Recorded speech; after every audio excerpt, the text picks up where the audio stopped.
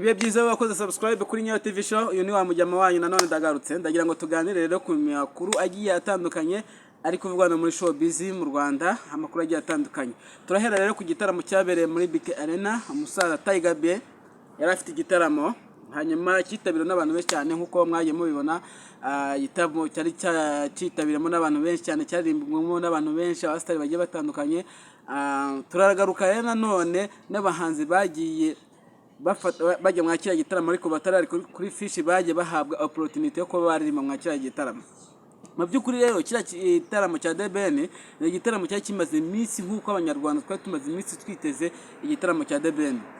Mu by'ukuri rero igitaramo cyarabaye ariko kiba mu buryo abantu benshi bifuza ko igitaramo cya DBN cyaba. Abantu benshi bagiye bakirwanya ariko cyaje kuba kandi kibaho mu buryo bwagutse. Abantu barenga ibihumbi 12 byari biri mwakira gitaramo, urumva ko byari abantu benshi cyane. Mu by'ukuri rero mwabonye ko yampano yahawe stage ajya kuririmba mwakira gitaramo. Yaherutse asaba The Ben ko yaririmba mu gitaramo ko yamubera umwe muri mu bahanzi bazamuririmbira mwakira gitaramo. Hanyuma rero The Ben nkuko asanzwe yiri umutima mwiza wo gufasha aravuga ati why not nta kuzamura wino nawe uhabwa muri mahirwe nk'abandi bose, ugerageza amahirwe yawe. Mu by'ukuri rero yampano yagiye kuri stage agaragaza ubushobozi cyangwa se imbaraga ze zo kuririmba. Mu by'ukuri yagiye kuri stage ahagurutsa abantu benshi cyane, bafatikanya kuririmba indirimbo zimwe na zimwe ziwe zagiye ziba trended kuri imihanda. Mu by'ukuri rero agaragaza ubushobozi bwe ndetse n'imbaraga ziwe rero. Ariko hanyuma mbere yuko dusubira inyuma gatoya ndagira ngo tugaruke nanone mu biganiro yampano yagiye akora. Mu by'ukuri izi social media zo mu Rwanda akenshi na kenshi ari usanga nk'abantu babigize umwuga cyangwa se abantu bakiri kuzamuka, abantu benshi bakunda gukoresha abantu amakosa. Mu by'ukuri rero yampano mwabonye ko ikiganiro yakoze kwa Empire, hanyuma rero asaba ko The Ben yamuha stage. Iyo stage yarayihawe. Hanyuma rero mwabonye ko hari andi magambo umunyamakuru umwe bamwe na bamwe bamamaje ati se Bruce Melody uramuzi.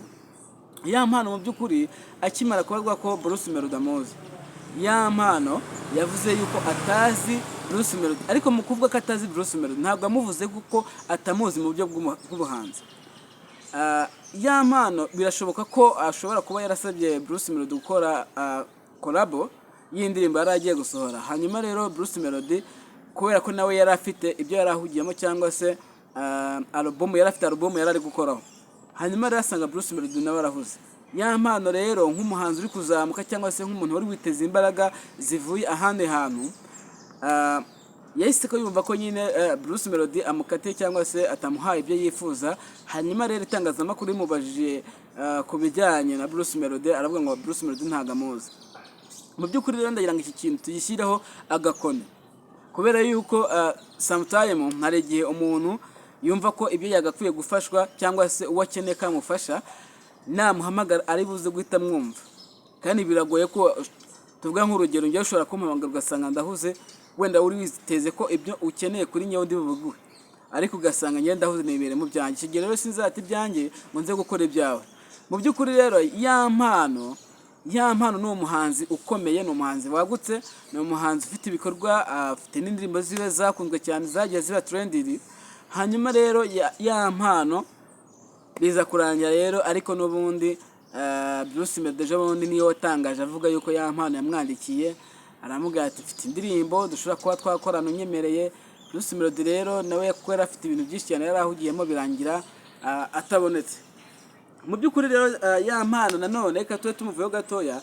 Yampano yashimiye The Ben byimazeyo amubwira ati njyewe nta kindi kintu naguha, ntacyo nabona naguha kuko uri mukuru kuri njyewe, ufite byinshi cyane uzi, nakwita nka Puff Daddy kubera ibintu byinshi bikomeye yamukoreye, kubera yuko hari benshi batabikoze. Mu by'ukuri kuba The Ben yaramuhaye ira stage no kumupromotinga, no kuzamura izina ryiwe, no kugaragaza impano yiwe, impano yampano afite. Mu by'ukuri rero mwabonye ko hari n'abana benshi cyane bagiye bitabira igitaramo cya The Ben. mwabonye umwana warize kubera wagize emotion kubera ukuntu akunda The Ben ni umuhanzi munini, ni umuhanzi wagutse, ni umuhanzi ukunzwe mu gihugu cy'u Rwanda ndetse no hanze yacyo, ni umuhanzi mbega ukunzwe n'ingeri zose. Mwabonye ko hari umwana w'umukobwa rero mutoya uri mu kigero cy'imyaka 10-12 yagaragaye yagize emotion arimo ararira muri BK Arena.